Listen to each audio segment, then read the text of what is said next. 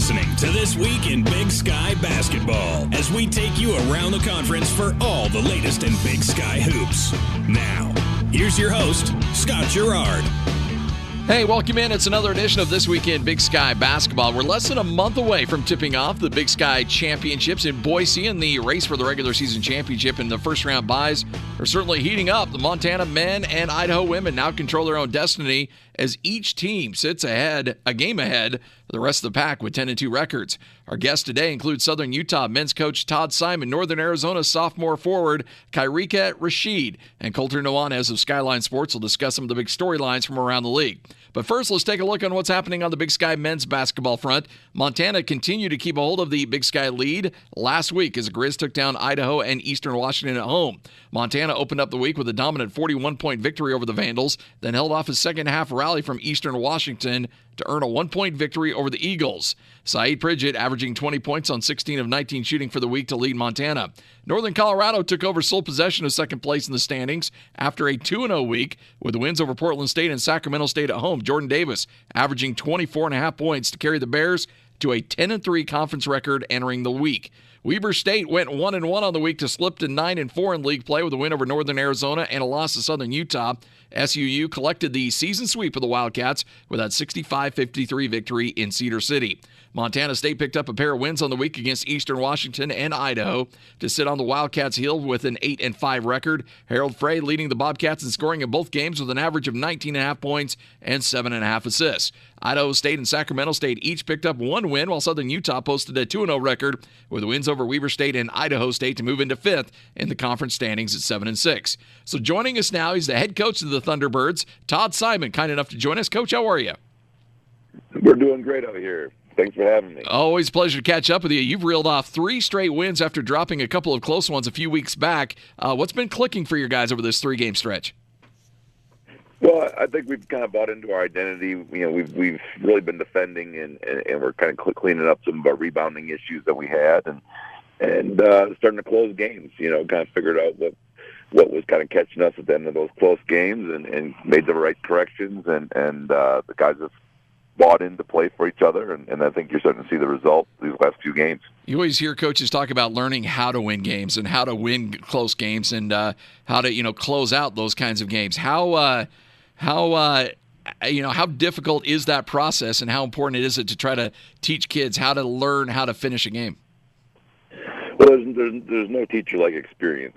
As many situations that you cover in practice and you go over, it just doesn't quite have that same simulation of the pressure of maybe going 2-3 possessions in a row where a shot doesn't go in, and you need to find a way to manufacture points down the stretch, and also burn clock if you need it, or race against the clock if you're down, and so I think that experience is just going through it a time or two, and then seeing it on film and rehashing it and going through it again, I think is the number one teacher.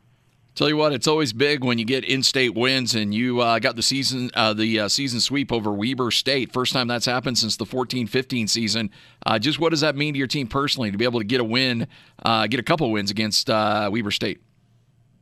Well, I think it's a confidence booster, especially for some of our young players, and Coach Ray does such a great job, and Weber's been up among the class of the league for so long. That I think it just helps elevate the program from a support standpoint, from a confidence in what we're doing standpoint as well, and I think that makes for a fun home environment, and I think people can really buy into what we're doing here and feel good about it. You're now in your 3rd season there at Southern Utah, following a run to the semifinals for the first time in program history last year as a 10 seed. Right now, your team's fighting for that first-round bye in the tournament. Talk about the overall progression of your teams there at Southern Utah and how you feel like you've started to really build that program back up.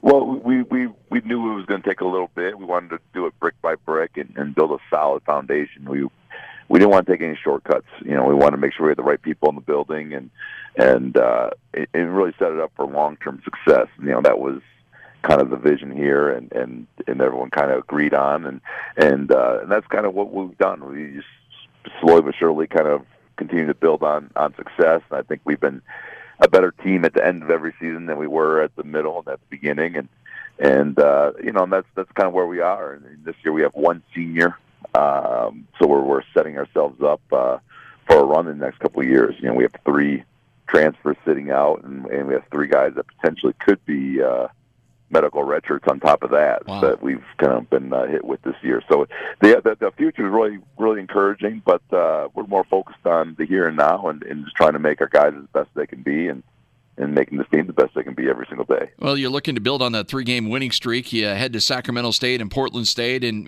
despite their records, they've played some teams really tough this year. What's the key for your squad and continuing to progress this year, get wins this week, and continue to play your best basketball going into Boise?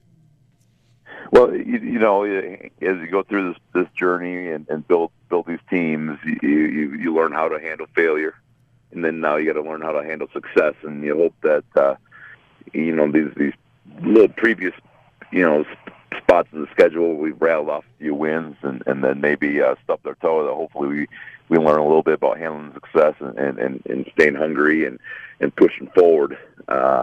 And getting better every game, and hopefully that's where we're at right now. To where at this stage of the year, we're just stacking wins and not falling back at all in any of these games and contests, and then we just keep finding that consistency. Well, Coach, we appreciate your time. Thanks for joining us. Keep it rolling, and look forward to catching up with you again soon.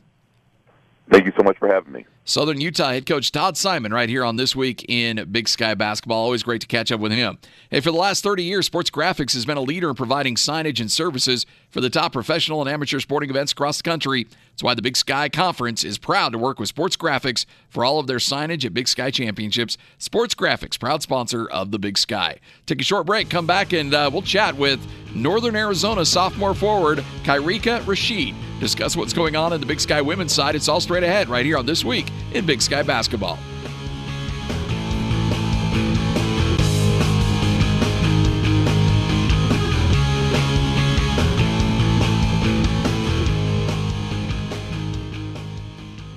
CenturyLink Arena plays host to the 2019 Big Sky Men's and Women's Basketball Championships in Boise. Postseason college basketball is back in Boise, and we have your front row seat to the event. The women's tournament will be held March 11th through the 15th, while the men's championship will take place March 13th through the 16th. The wait is over. 22 teams, 20 games, 2 champions. Don't miss your chance to buy tickets for this fun-filled week of basketball. Tickets are on sale now at BigSkyInBoise.com. Traveling to watch your favorite team, or you just need a weekend away? Let My Place be your place for both. My Place Hotels is proud to be the official hotel of the Big Sky Conference. And now you can use booking code BIGSKY19 to receive 19% off your stay at myplacehotels.com. You're listening to This Week in Big Sky Basketball. Welcome on back, segment 2 here on This Week in Big Sky Basketball. Remember the 2019 Big Sky Men's and Women's Basketball Championships presented by My Place Hotels are headed to Boise, and we're less than a month away. Visit BigSkyInBoise.com. You can purchase tickets, get hotel information as the Big Sky takes over Boise March 11th through the 16th, and we want you there. Now, if you need a hotel for work or just a night away, remember, with over 44 hotels open and more on the way, they want to be your home away from home. That's My Place Hotels, proud to be the official hotel of the Big Sky Conference. All right, let's take a look on what's happening on the women's side in Big Sky Hoops. With another week of Big Sky women's basketball in the books, Idaho has emerged as a leader in the standings with a 10-2 record, and close on the Vandals' heels, though, are 3 other teams with just 3 losses. Portland State stays in the hunt for the top seed in the conference tournament with a 9-3 record after going 2-0 this week. Saturday's game against Northern Colorado was a key victory for the Vikings as they handed the 2-loss Bears their 3rd loss of the year in an 85-66 game. Vikings were also propelled to victory with Sydney Riley, who netted 23 points. And on the defensive side, Courtney West and Jordan Stotler dominated the boards. West grabbed a game-high 11 rebounds, while Stotler grabbed 10. Northern Colorado, Idaho State both went 1-1 on the week for a tie for second place with 10-3 records. Northern Colorado's lost to Portland State split the home and home series between the two teams, with the home team claiming a victory in both games. Bears picked up a win this week after defeating Sac State 71-61 against the Vikings. Savannah Smith was held to just 5 points, but then exploded for a 30-point performance in the Bears' win over Sacramento State. Idaho State suffered a loss to Northern Arizona for their 3rd loss in conference play. Bengals were defeated 81-77 by the Lumberjacks and bounced back with an 80-47 victory over Southern Utah. Idaho controls the top spot in the standings. They went 2-0 this week with a Montana sweep. Montana and Montana State both picking up losses to Idaho as they extend their winning streak to 6 games, the longest in the Big Sky. Idaho's Michaela Ferenz and Taylor Pierce continuing to shoot lights out from behind the three-point line as Ferenz became the all-time leading scorer in Vandal history, averaging 22.5 points a game. Biggest surprise this week came from Northern Arizona. Went to Pocatello, picked up a big win against the top team in the conference, Idaho State, on Thursday. Lumberjacks followed that up with a come-from-behind victory over Weber State. To help break it all down, joining us now, Northern Arizona's Khiarica Rasheed. Khiarica, how you doing? I'm good. How are you? I'm doing well. Congratulations. 2 big wins. Tell us how your team was able to first go on the road and pick up a win against Idaho State. Well, we just came together after a tough week before that and really just put it together. Your team's your team's mentality. What when things aren't going your way, as you mentioned the week before, what did you guys need to do to make sure you were playing good basketball going into Pocatello? I think we just needed to come together more as a team, make sure that we were all on the same page and, not harp on each other for mistakes and really just look for each other to pull out wins. Against the Bengals, your team scored 81 points. That's the second most Idaho State has given up all season long. Was there something you guys saw in preparation to that game that made you feel like you were going to be able to score some points there? Well, my teammates just came out on fire in the beginning, in the first quarter, and we just rode them all the way through that game. And just as long as they were scoring, everything was flowing during that game. I wouldn't say we did anything necessarily different. I think everyone's just ready to shoot and ready to score. Awesome. Now, you followed up Thursday's win with a victory over Weber State. And we talk about the offense against Idaho State. Well, defensively, you outscored the Wildcats 31-12. You held the Wildcats to just 12 fourth-quarter points. What were you able to do going into that final period that really helped spark that performance? Yeah, well, during that game, we just felt a little bit, dead during the first half, even into the third quarter, and we just knew we needed a spark. We needed somebody and a team effort. We needed stops. Our coaches really was telling us, we need to get stops, and that's how we were able to do it. We just came together and just really focused and really got it. Well, now I'm going to give you a time to brag here because you went 22-9 against Weber State. Really controlled the post in that game. What was it about your performance? What were you able to do in that game that allowed you to have that kind of success? I think I was just able to be aggressive. My coaches always tell me to be aggressive, be more aggressive than I feel like I'm being. And I felt like it was just a time for me to take over because we needed something. We were down for 3 quarters basically, and we just needed something. So I just felt like I had it going, and I just kept going. So I'm sure your coach is going to say, all right, that kind of performance, we need that every night. What's your mindset to make sure you carry that same level of aggression night to night? I just have to make sure, I'm looking for my shot when I touch the ball. I'm in the post, and whenever I get a touch, I got to look at the rim at least once. And if I don't have anything, kick it out. My coaches really want me to be aggressive, and sometimes I forget, that I need to score and I need to look at the basket. So I just have to keep looking at the basket, keep looking for my shot. When you look at this team, you guys are really, really young. What's been the learning curve for your guys, for your team this year to try to get that experience necessary to be able to try to win some games? I think we have to be extra focused, and my coach likes to say extra dialed in to make sure that we know our plays, we know our scout, we have everything ready to come into the game prepared. Our coaches prepare us well, but I think us as a team have to come in and really prepare ourselves as well as our coaches. Khiarica, I'm sorry. You guys have played really, really well over the last week, and we look forward to seeing how you do going forward. Hey, this was a great conversation. Thanks for taking a few moments with us, and hope that you finish the season strong. Thanks for having me. You got it. That's Khiarica Rasheed right here on This Week in Big Sky Basketball. When we come back, we'll preview the week ahead in the Big Sky Conference. We'll also have a visit with Colter Nuanez of Skyline Sports. We'll also note where you can find all the Big Sky games on television this weekend. Stay with us. You're listening to another edition of This Week in Big Sky Basketball.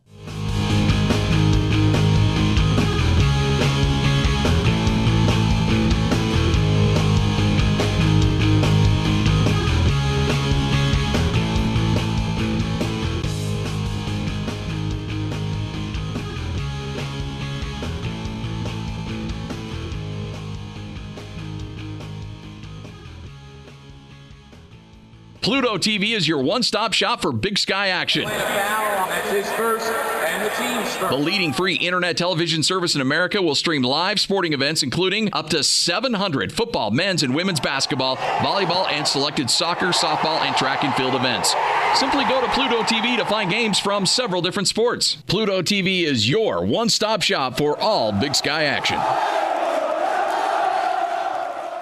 The 2019 Big Sky Men's and Women's Basketball Championships are headed to Boise. Buy your tickets now for a fun-filled week with basketball for all to enjoy. Purchase your tickets today by visiting BigSkyInBoise.com. That's BigSkyInBoise.com. Now, back to This Week in Big Sky Basketball.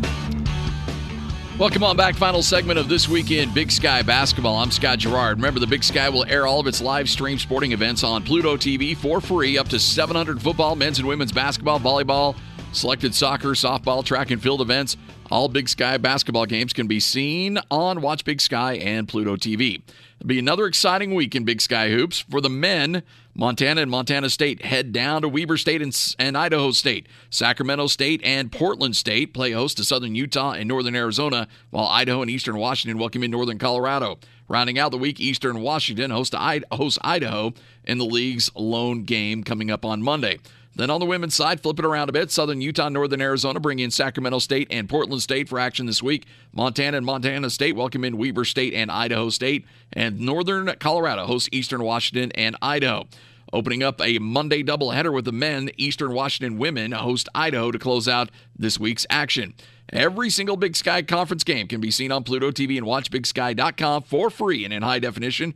Whether you're on your tablet, smartphone, laptop, or desktop, whatever, you can access it, the Big Sky Conference, from anywhere you go. All right, time to welcome in Colter Nuanez of Skyline Sports, certainly one of our favorites. Colter, how you doing, man? Good, Scotty. How you doing? I'm doing well. All right, Montana getting a little revenge on Eastern Washington last week. They split that season series, even though the Grizz were missing a couple players. Let's talk about what worked for the Grizz despite missing that important piece with Jamar Ako out of the lineup. It's definitely an interesting matchup because I do think that Montana is the clear-cut best team in the league. But what's going on right now, Scotty, in Missoula is fascinating just from a sports writer's perspective like mine, anybody that follows sports, because Montana is that clear-cut favorite.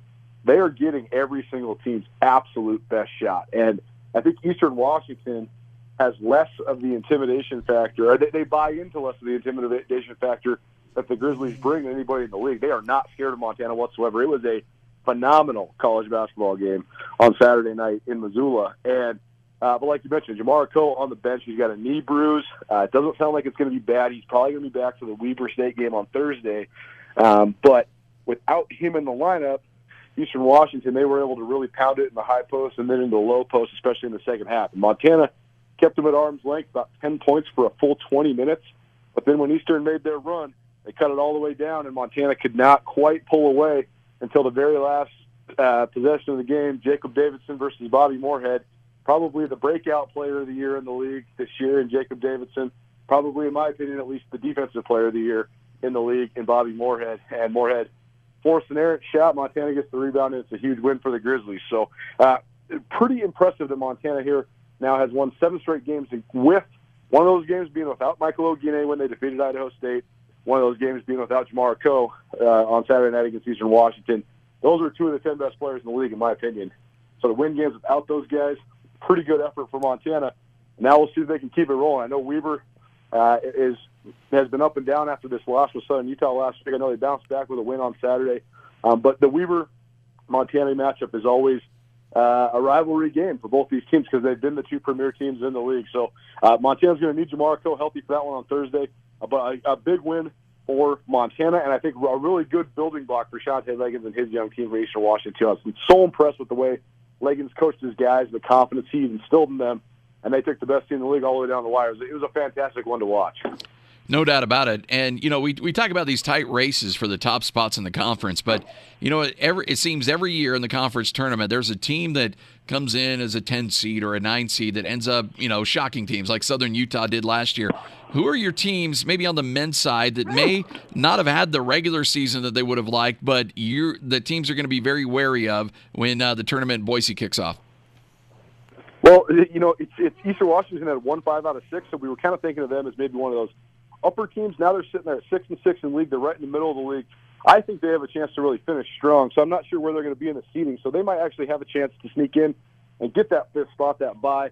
But regardless, I think Eastern Washington is going to be a team that's going to give people problems in the tournament because Shante Leggins, he favors the isolation style that a lot of the guys that came before him, specifically Jim Hayford, implemented at Eastern Washington. They're really hard to guard.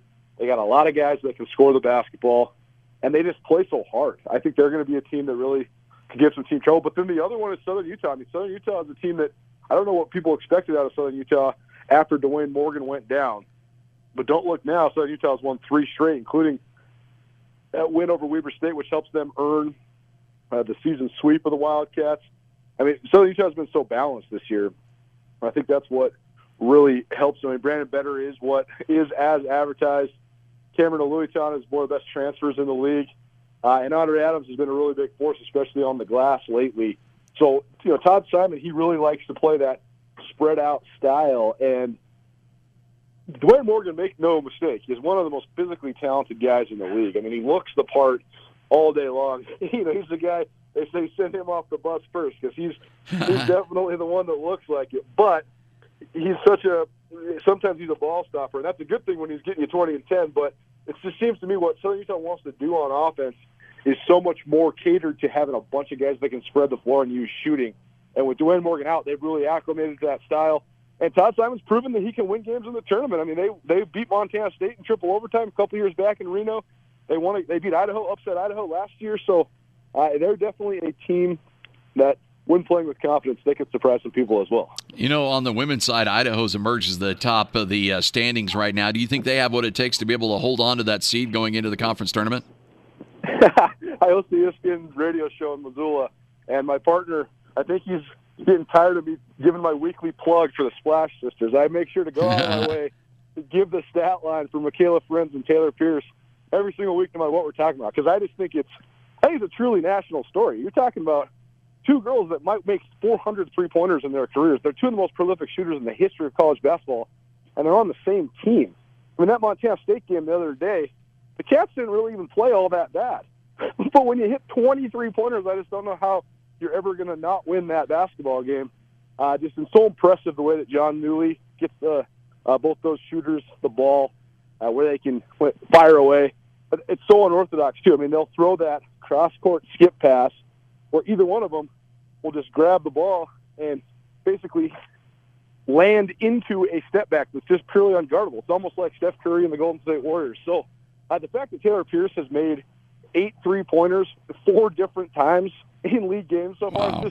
It's hard to even comprehend. They're totally rewriting the record books, and because of that, I definitely think that they have a chance to make a run, especially because those girls have done it before. I mean, those 2 girls shot them to the NCAA tournament when they were true freshmen a couple years back. So they definitely have the experience. I think they definitely have the firepower to do it as well. Well, Colter, always good to catch up with you, man. What can we find right now over at Skyline Sports?